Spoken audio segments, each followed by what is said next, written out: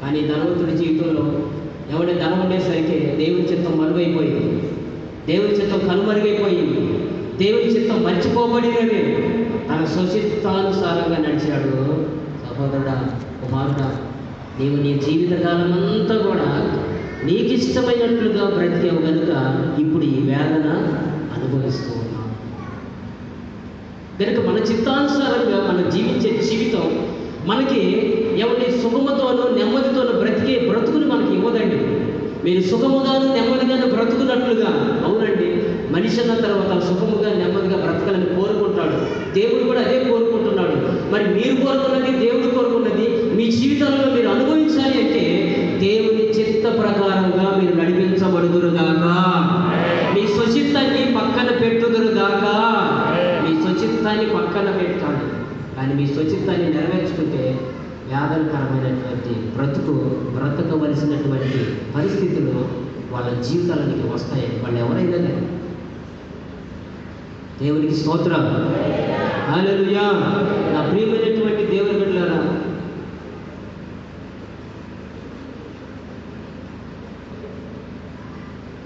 వాక్యం అంటూ ఉన్నది, నీవు నీ సొత్తు కాదు, నువ్వు దేవుని సొత్తు.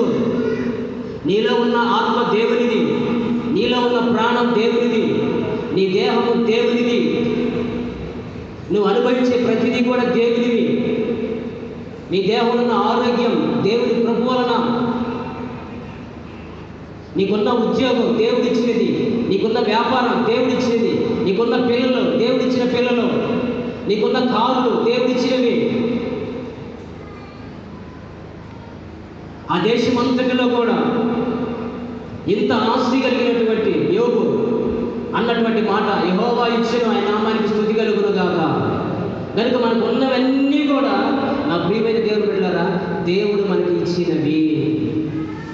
కనుక దేవుడు మనకి ఇచ్చినవి మనం అనుభవిస్తూ దేవుని చిత్తాన్ని మరిచి మన చిత్తాన్ని నెరవేర్చుకునే వారిగా మనం ఉండకూడదు.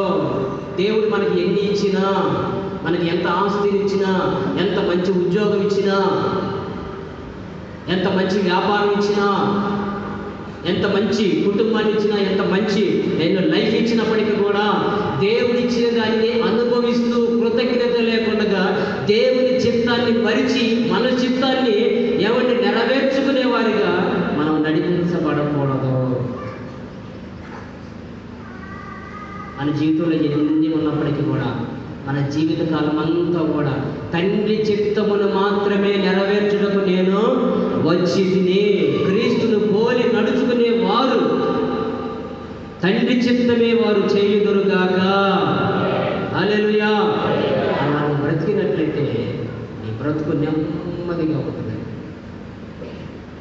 తండ్రి చిత్తాన్ని పక్కన పెట్టేసేసేసి నువ్వు జీవించినట్లయితే నీ బ్రతుకులో నెమ్మది లేని పరిస్థితి, వేదనకరమైనటువంటి పరిస్థితి. ఒకటి, నా ప్రియమైన దేవుని ద్వారా నీ చిత్తాన్ని నువ్వు నెరవేర్చుకుంటే నీ బ్రతుకులో వేదనకరమైనటువంటి బ్రతుకు.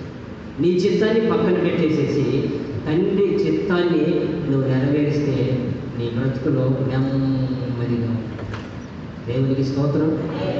దేవుని చిత్త ప్రకారం మనం ఎందుకు నడిపించబడాలి అంటే నెమ్మది కలిగినటువంటి జీవితం మీరు జీవించినట్లుగా దేవుని చిత్త ప్రకారంగా మీరు జీవించుదురుగాక. హల్లెలూయా.